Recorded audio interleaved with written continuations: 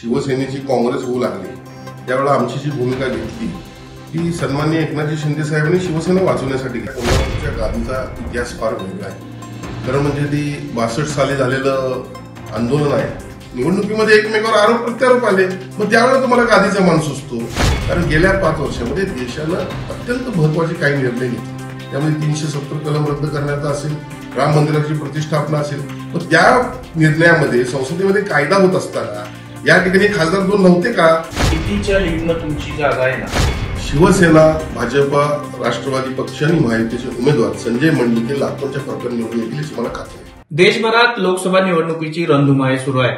सर्वत्र प्रचाराच्या तोफा धडकत आहेत आणि कोण आपला पुढचा खासदार असणार अशी चर्चा सध्या सर्व लोकसभा मतदारसंघामध्ये सुरू आहे। महाराष्ट्रामध्ये कोल्हापूर लोकसभा मतदारसंघाची मोठी चर्चा सुरू आहे। या ठिकाणी एक सामान्य व्यक्ती ते एक राजघराण्यातील व्यक्ती अशी ही लढत होते आणि खूप चर्चेत असलेला हा मतदारसंघ आहे। या मतदारसंघामध्ये महायुतीचे उमेदवार आहेत मंडलिक, त्यांच्याकडे या ठिकाणी कशा स्वरूपानं उमेदवारी आली आणि त्या उमेदवारी मागे कोण होतं, मुख्यमंत्र्यांचे विश्वासू कोण आहेत असा एक प्रश्न विचारला जात होता। आज आपण एकनाथ शिंदेचे जे विश्वासू आहेत कोल्हापूरमधले त्यांच्याशी बातचीत करण्यासाठी आलोय। राजेश क्षीरसागर आपल्यासोबत आहे। प्रथमतः टाइम्स नाव मराठीमध्ये तुमचं स्वागत। खऱ्या अर्थानं अनेक चर्चेत असणारं व्यक्तिमत्व म्हणून तुमच्याकडे पाहिलं जातं आणि या लोकसभा निवडणुकीमध्ये मुख्यमंत्र्यांचे सर्वात विश्वासू म्हणून तुमची चर्चा सुरू आहे। काय ही उमेदवारी आणण्यामध्ये तुमचं सर्वत्र हात आहे वगैरे अशी सुद्धा चर्चा आहे, काय नेमकं खरं आहे? नाही, निश्चितपणे एक लक्षात घ्या, आम्ही ज्या वेळेला शिवसेनेची काँग्रेस होऊ लागली त्यावेळेला आमची जी भूमिका घेतली ती सन्माननीय एकनाथजी शिंदे साहेबांनी शिवसेना वाचवण्यासाठी घेतली। शिवसेना प्रमुख नेहमी म्हणायचे की जर काँग्रेस सोबत युती करावी लागली, जावं लागलं तर आमची शिवसेना आम्ही बंद करेन। आणि मग अक्षरशः मांडीला जाऊन लावून ज्यावेळी बसले त्यावेळेला आम्हाला ही भूमिका घेणं भाग पडलं आणि त्यानंतर त्या जी आम्ही भूमिका घेतली त्यावेळेला आम्हाला साथ देणारे दोन्ही खासदार आहेत आणि म्हणून यांना निश्चितपणे परत तिकीट द्यावी आमची भूमिका होतीच आणि मी ती भूमिका माझी मांडली होती आणि सन्माननीय मुख्यमंत्र्यांनी ती ऐकली देखील। कोल्हापूर लोकसभा मतदारसंघातून संजय मंडलिकांना त्यांनी तिकीट दिलं, इचलकरंजीतून धैर्यशील मानेंना तिकीट दिलं आणि मग अशा वेळेला जर त्यांनी आम्हाला मदत केली तर आम्हाला निश्चितपणे हे करणं भाग होतं। विश्वासू सहकारी तर मी आहेच सीएम साहेबांचा, पक्षाच्या हिताचंच मी नेहमी काम करत असतो आणि मग अशा वेळेला ज्यांनी आपल्याला मदत केली त्यांना मदत करणं आमचं कर्तव्य होतं। खरं तर अनेक मुद्द्यांनी ही कोल्हापूर लोकसभा निवडणूक गाजते। एक मोठा विषय समोर आलेला होता, यामध्ये होता जो गादीचा विषय आहे, मान अपमान, त्यांच्यावरती टीका तुमच्या उमेदवाराकडून करण्यात आली। नेमकं अशा पद्धतीचं राजकारण होणं अपेक्षित आहे का? एक लक्षात घ्या, कोल्हापूरच्या गादीचा इतिहास फार वेगळा आहे। खरं म्हणजे ती 62 साली झालेलं आंदोलन आहे। त्या आंदोलनामध्ये कोल्हापूरच्या जनतेची इच्छा होती की पद्माराजेंचे चिरंजीव राजवर्धन कदमबांडे यांना या ठिकाणी दत्तक घ्यावं। पद्माराजे म्हणजे बीबी राजेंचा जन्म 1940 साली ऑक्टोबरला झाला होता आणि नोव्हेंबरला त्यांचे वडील वारले आणि मग 15 वर्षांनी त्यांची आई देखील वारली। त्यामुळं कोल्हापूरकरांनी त्यांना स्वतःची कन्या असं समजलं होतं। 59 साली ज्यावेळी त्यांचं लग्न झालं त्यावेळेला कोल्हापूरच्या जनतेनं हा फार मोठा उत्सव साजरा या ठिकाणी केला होता आणि त्यामध्ये करवीरकरांच्या लाडक्या कन्या होत्या आणि त्यामुळे सर्वांचीच इच्छा होती की या ठिकाणी त्यांना त्यांच्या मुलग्याला दत्तक घ्यावं। अर्थात त्यावेळेला प्रबोधनकार ठाकरे देखील याच मताचे होते। पारसनीस असतील, एच डी बाबा पाटील असतील, हा एक इतिहास आहे। त्यानंतर ते जे प्रकरण घडलं आपल्याला सगळं माहिती आहे, मला यात जास्त खोलात जायचं नाहीये, पण परिस्थिती तीच काही दिवस अशी सुरू राहिलेली आहे। एकंदरीत जर पाहिलं तर हा विषय वादात येत आहे। 1962 साली आंदोलन झालं, त्यानंतर तिथे काही अजूनही केसेस चालू आहेत, असं एकंदरीत यामध्ये चित्र आहे। आणि खऱ्या अर्थानं गादीचा मान आम्हाला असं वाटतं की आम्ही छत्रपती संभाजीराजांना राज्यसभेवर कॉप्ट करून घेतलं, कुठलीही निवडणुकीला सामोरं जाऊन दिलं नाही आणि गादीचा मान आम्ही ठेवलेला आहे। आता या ठिकाणी कोल्हापूर जिल्ह्यामध्ये काँग्रेसचा नेता आहे जो स्वतःला मसिहा समजतो, सगळं मीच केलं असं त्याला वाटतं, त्या नेत्याच्या गळ्यात ही माळ पडणार होती आणि त्यामुळे या उमेदवारीपासून वाचण्यासाठी, पराजयापासून वाचण्यासाठी त्यांनी या गादीचा मान करण्यासाठी मोठ्या महाराजांना या ठिकाणी उमेदवारी दिलेली आहे आणि म्हणून आम्ही नाही गादीचा अपमान केला। काँग्रेस जर मनात आलं असतं तर काँग्रेसनं त्यांना देखील राज्यसभेवर घेऊ शकले असते, कॉप्ट करू शकले असते आणि मग तुम्ही त्यांना निवडणुकीला सामोरं करता आणि मग ती निवडणुकीमध्ये जय पराजय आलाच ना, निवडणुकीमध्ये एकमेकावर आरोप प्रत्यारोप आले, मग त्यावेळेला तुम्हाला गादीचा मान सुचतो। आणि मला या ठिकाणी अनेक गोष्टी अशा सांगता येतील की हे बावडेकर योग्य वेळी ज्या ज्यावेळी गरज आहे त्यावेळी कशा पलटी मारतात आणि काय करत असतात हे मला निश्चितपणे आपल्याला सांगता येतील. मुख्यमंत्र्यांनी खूप सारं लक्ष या शीटवरती दिलेलं आहे. अनेक दौरे सुद्धा त्यांचे झालेले आहेत. तुमच्याशी जास्त त्यांचा कनेक्ट आहे. नेमकं का म्हणून त्यांचे दौरे वाढलेले आहेत? सीट जाते हे भीती आहे. सतेज पाटलांनी एक चंग बांधलाय की काँग्रेसची सीट आम्ही आणणार. ती कुठेतरी भीती महायुतीच्या नेत्यांना वाटते का?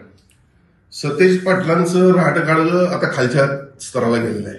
राजकारण पण एक राहटगाडगं असतं आणि म्हणून तुम्ही सगळं भोगलेलं आहे. तुम्ही कशा पद्धतीने काम करताय लोकांनी बघितलेलं आहे. तुम्ही पालकमंत्री होता, तुम्ही या जिल्ह्यासाठी काय केलेलं पाहिलेलं आहे. एकनाथ शिंदेनी काय केलेलं आहे या जिल्ह्यासाठी पाहिलं आहे. मोठ्या प्रमाणात निधी या ठिकाणी एकनाथजी शिंदे यांनी दिलेला आहे आणि खऱ्या अर्थानं सीएम साहेब स्वतःचे 2 उमेदवार निवडून आणण्यासाठी जे हक्काचे गेल्या वेळेला आमचे स्टँडिंग खासदार आहेत ते निवडून आणण्यासाठी या ठिकाणी वेळ देत असतील तर ती निवडणूक हरण्यासाठी देतात हे म्हणणं योग्य आहे का? पंतप्रधान देखील या ठिकाणी आले होते. का आले होते? कारण गेल्या 5 वर्षामध्ये देशानं अत्यंत महत्वाचे काही निर्णय घेतले. त्यामध्ये 370 कलम रद्द करण्याचा असेल, राम मंदिराची प्रतिष्ठापना असेल. मग त्या निर्णयामध्ये संसदेमध्ये कायदा होत असताना या ठिकाणी खासदार 2 नव्हते का? त्यांच्यासाठी येऊ नये का? आणि म्हणून विरोधकांच्या पायाखालची वाळू आता घसरलेली आहे. त्यांना पराभव दिसू लागलेला आहे आणि त्यामुळं अशा प्रकारचे बेछूट आरोप हे या मंडळींच्याकडून होतात. राजकारण करण्याचं काम ते करतात, समाजकारण करण्याचं आम्ही काम करतो. निश्चितपणे किती झालं तरी आपली निवडणूक ही विकासाच्या मुद्द्यावर व्हावी अशी सर्वांची अपेक्षा असते. पण या सध्याच्या घडीला जी निवडणूक होते त्यामध्ये आरोप प्रत्यारोप होत आहेत ते विकासाचे मुद्दे सोडून इतरच विषय पुढे येताना दिसत आहेत. कोल्हापूरचे अनेक विषय रखडलेले आहेत. तुम्ही या महायुतीमध्ये काम करताय. कोल्हापूरचे जे प्रश्न रखडले त्यावरती तुमचे उमेदवार भाष्य का करत नाहीत? निश्चितपणे कोल्हापूरकरांना माहिती आहे. एक लक्षात ठेवा, काँग्रेसनं गरिबी हटाव ही भूमिका घेतली पण गरिबी हटवली का? नाही हटवली. गेल्या 10 वर्षामध्ये तुम्ही पहा, शिवसेना प्रमुखांना अपेक्षित असणारे निर्णय, या देशातील जनतेला अपेक्षित असणारे निर्णय मोदी सरकारनं घेतलेले आहेत. मी आपल्याला सांगू इच्छितो की त्यांनी इंडिया @47 ही भूमिका जी मांडलेली आहे, देशाला महासत्ता बनवण्याची जी भूमिका मांडलेली आहे ती पूर्वीच्या पंतप्रधानांना का समजली नाही हो? आज देशात नीती आयोगाची स्थापना केलेली आहे. राज्यामध्ये मित्राची महाराष्ट्र इन्स्टिट्यूशन फॉर ट्रान्सफॉर्मेशन या संस्थेची स्थापना केलेली आहे. मी तुम्हाला एकच उदाहरण देईन. पूर्वी संरक्षण दलाला लागणारे रणगाडे असतील, विमानं असतील, बुलेट प्रूफ जॅकेट्स असतील, क्षेपणास्त्र असतील, ही सगळी बाहेरून यायची. कोट्यावधी डॉलरमध्ये आपल्याला द्यावे लागायचे. आता काय झाले? तेजस विमान येते, या ठिकाणी ब्रह्मोस क्षेपणास्त्र आपण तयार केले, हेलिकॉप्टर्स आपण करतोय, जगातलं सर्वात हलकं बुलेट प्रूफ जॅकेट आपण तयार केले आणि फिलिपाईन्ससह इतर देशांनी आजपर्यंत देशांना आपण जी निर्यात केलेली आहे या वस्तूंची त्या माध्यमातून 21,000 कोटी रुपये आपल्या देशाला जमा झाले. हे प्रगतीच्या राष्ट्राचं लक्षण आहे आणि म्हणून पुढच्या काळामध्ये देश महासत्ता होणार, यात कुठली चिंता बाळगायचं काही कारण नाही. यांना हे नको आहे काँग्रेसवाल्यांना, हे जनतेपुढे पुढे येणं. आता जर समजा माझ्या उमेदवारावरती असे चुकीचेच काही आरोप करत असतील तर त्या आरोपाला उत्तर तर त्यांनी द्यायला पाहिजे. खरं म्हणजे उमेदवार जो नौका उमेदवार आहे त्यानं मागं असलेल्या खासदार किंवा आता स्टँडिंग खासदाराने आताच्या उमेदवाराला विचारलं पाहिजे की तू विकास काय केलेला आहे. त्यावर तो ते बोलतच नाही. ते म्हणतात आमच्या गादीचा अपमान होतो, गादीचा अपमान म्हणतो. मग विकासापासून बोलण्यापासून बाजूला कोण जात आहे? विकासापासून बोलण्यापासून बाजूला हे काँग्रेस आणि महाराज जातात असं म्हणलं तर चुकीचं ठरणार नाही. निश्चितपणे तुम्ही आता या प्रचारामध्ये आहात, तुम्ही सुद्धा सर्व मतदारसंघामध्ये फिरताय. शेवटचाच प्रश्न असा की कितीच्या लीडनं तुमची जागा येणार? गेल्या वेळेला 2,70,000च्या लीडनं आमची जागा या ठिकाणी आली होती आणि निश्चितपणे तुम्हाला सांगतो यावेळेला पण अत्यंत चांगली परिस्थिती आहे. शिवसेना, भाजपा, राष्ट्रवादी पक्ष आणि महायुतीचे उमेदवार संजय मंडलिके लाखोंच्या फरकाने निवडून येतील याची मला खात्री आहे. निश्चितच येणाऱ्या काळामध्ये कोल्हापूरचा भावी खासदार कोण असेल हे कळेल आपल्याला. मात्र आता हा जो विषय या कोल्हापूरमध्ये सुरू झालेला होता, राजघराणा आणि सामान्य कार्यकर्ता, तो कितपत या ठिकाणी या प्रचारादरम्यान टाळला जातो हेच पाहणं महत्वाचं ठरणार आहे. व्हिडिओ जर्नलिस्ट हर्षलसह अभयकुमार देशमुख, टाइम्स नाऊ मराठी, कोल्हापूर.